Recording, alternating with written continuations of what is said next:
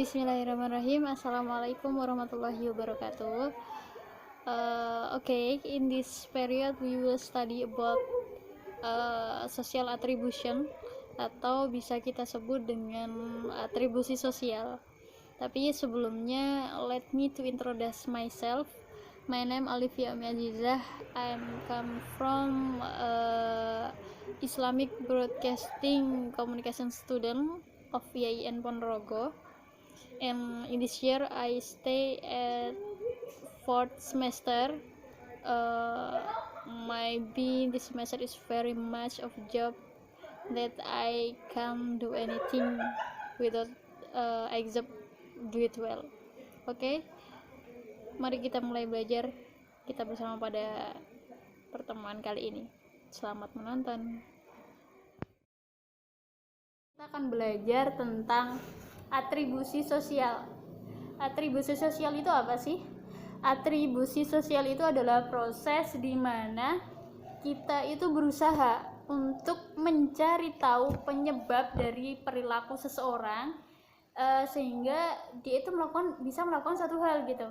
Jadi itu adalah proses kita mencari tahu apa sih penyebabnya dia bisa melakukan itu, apa sih penyebabnya dia kok jadi sifatnya begitu. Nah, dari situ semua nanti tujuan kita adalah untuk mengetahui ataupun mendapatkan pengetahuan mengenai karakteristik stabil daripada orang tersebut tadi. Nah, itu adalah pengertian dari atribusi sosial. Nah, atribusi sosial itu sendiri bersifat abstrak, ambigu dan juga normatif. Jadi belum jelas.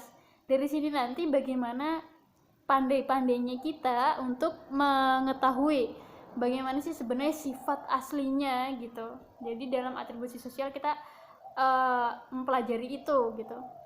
Tapi tidak bermaksud untuk berprasangka kepada orang, karena Islam sendiri kan juga tidak mengajarkan kita untuk berprasangka kepada orang lain gitu.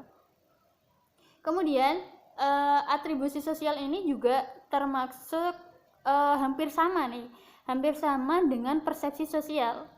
Nah, hampir sama dalam kategori kalau dibilang ini adalah babnya. Jadi babnya itu hampir sama, mendekati 11-12. Cuma dia punya istilah beda, tujuannya juga beda gitu. Kalau di sini nanti kita akan lebih memperdalam tentang atribusi sosial, karena kan persepsi sosial itu sudah dibahas di semester lalu ya. Jadi semester ini tuh akan lebih terfokus kepada atribusi sosial.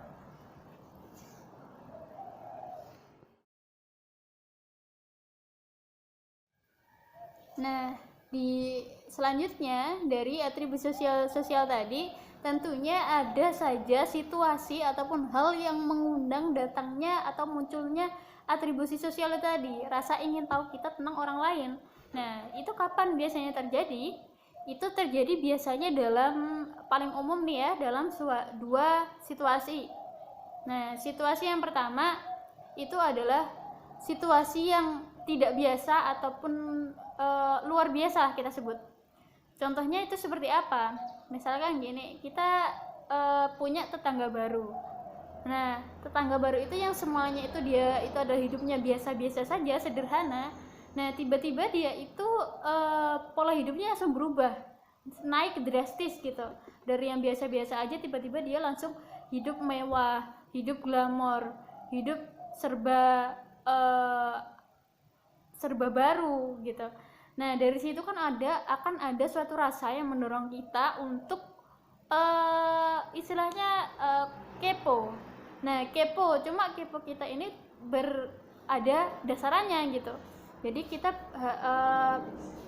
ada keinginan untuk mencari tadi, untuk mengatribusi sosial, mencari penyebab daripada perilaku tetangga baru kita tersebut itu tadi gitu. Kemudian situasi yang kedua itu adalah situasi yang kurang menyenangkan atau bisa disebut menyakitkan. Sebagai contohnya, misalkan saja kita ada kejadian gempa gitu ya. Ada gempa.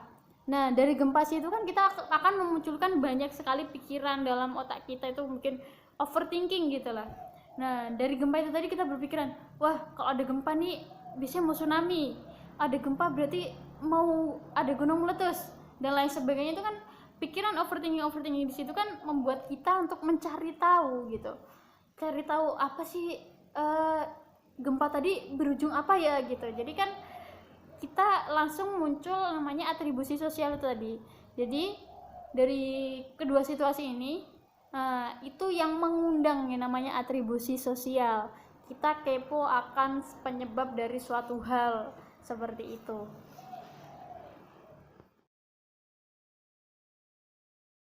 Nah, kemudian atribusi sosial di sini kan juga macam-macam.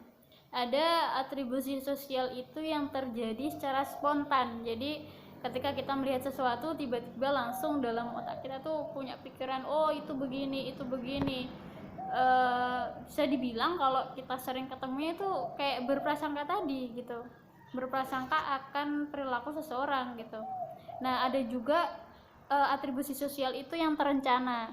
Terencana itu contohnya seperti misal kita dalam suatu persidangan nih, kita berusaha untuk mencari sumber masalah, misal ada kekerasan dalam rumah tangga, misal orang tua menganiaya anaknya dan sebagainya. Dari situ kan kita sudah merencanakan bagaimana ya nanti kita mencari seluk-beluk daripada masalah ini tadi. Nah, yang sedemikian itu juga dinamakan atribusi sosial. Ada atribusi sosial yang tidak terencana juga. Atribusi sosial yang tidak terencana seperti yang tadi, spontan. Jadi ketika kita melihat sesuatu itu auto dalam pikiran kita itu kepo gitu ya, langsung kepo, ingin mencari tahu, oh itu gimana sih, bisa gitu ya. Itulah beda, setiap orang pasti punya cara mengekspresikan atribusi sosial di dalam diri mereka sendiri-sendiri.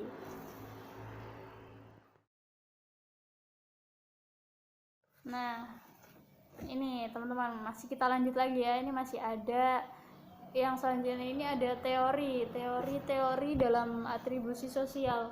Teori-teori dalam atribusi sosial itu ada banyak sekali. Kalau nggak salah ada 6, kalau nggak 7 ya. Ini ada 6 kalau nggak 7. Nah, yang pertama itu ada teori of knife psychology. Theory of knife psychology itu dicetuskan atau dikemukakan oleh Heider itu pada tahun 1997. Yang mana di situ tuh ada pendapatnya Heider bahwasanya sebenarnya hakikatnya manusia itu mereka mempunyai 2 kebutuhan khusus. Yang pertama itu apa? Yaitu kebutuhan untuk mendapatkan pemahaman yang memadai tentang lingkungan tempat tinggal dia atau tempat tinggal mereka gitu. Kemudian kebutuhan yang kedua itu adalah manusia itu memiliki kebutuhan ataupun berhak mendapatkan kebutuhan untuk mengendalikan lingkungan tempat tinggal mereka. Jadi yang pertama tadi adalah untuk memahami lingkungan tempat tinggal, yang kedua adalah mengendalikan lingkungan tempat tinggal mereka.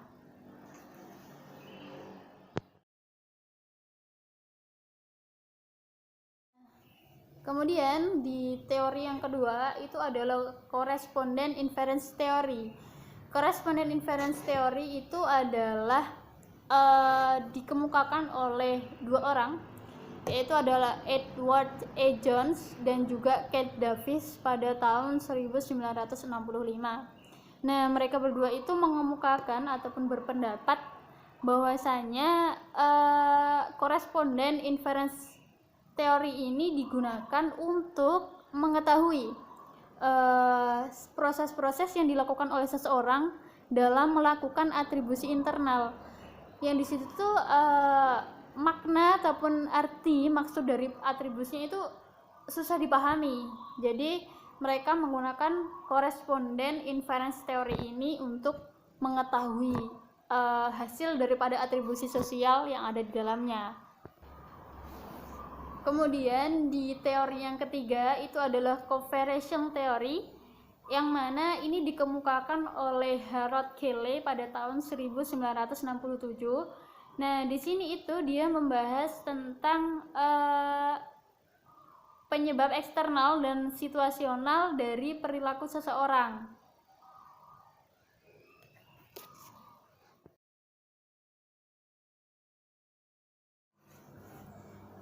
Nah, kemudian di teori selanjutnya yang keempat itu ada three-dimensional theory of attribution. Three-dimensional theory of attribution. Nah, di sini itu dikemukakan oleh Bernard Wiener pada tahun 1985. Ya, di situ sudah jelas sekali mengapa dinamakan three. Three itu artinya tiga. Otomatis dalam teorinya Bernard ini ada tiga pokok pembahasan. Yang itu apa? Yang tiga-tiganya itu apa? Yang pertama itu adalah perilaku ataupun locus of control. Kemudian atas ada stabilitas. Yang kedua itu stabilitas. Yang ketiga itu adalah keterkendalian ataupun controllability. Jadi dalam teorinya Bernard Wiener ini ada tiga, makanya disebut three-dimensional theory of attribution.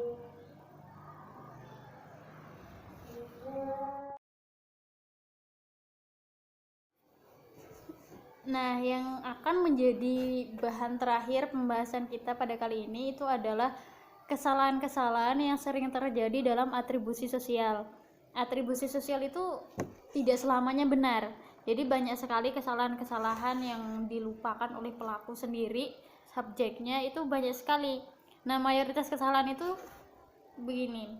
Kadang kita menilai perilaku seseorang itu sesuai dengan perilaku kita, padahal kan perilaku setiap orang, nilai dari perilaku setiap orang itu kan beda-beda. Tapi kesalahan pada diri kita itu kita sering menyamakan mereka itu dengan diri kita. Oh, standarnya mereka itu bahagianya saya itu gini, kalau mereka itu tidak sebahagia saya berarti mereka itu nggak bahagia gitu. Jadi salah kita kebanyakan di situ. Terus kadang-kala juga kita malah menyalahkan orang lain akan apa yang diperbuatnya, padahal kan seharusnya ketika kita itu mencari apa penyebabnya itu malah justru kita harusnya kasihan, contoh ada rumah tetangga kebakaran gitu.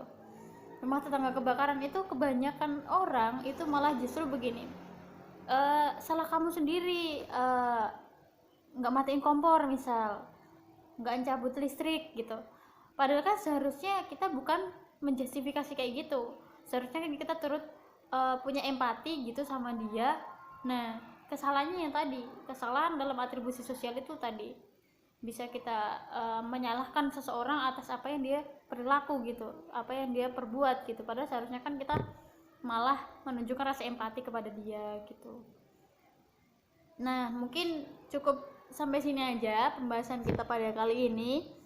Nanti kita ketemu lagi mungkin di materi-materi yang beda. Semoga bermanfaat. Akhiran aku lakum, and the last I see you. Wassalamualaikum warahmatullahi wabarakatuh.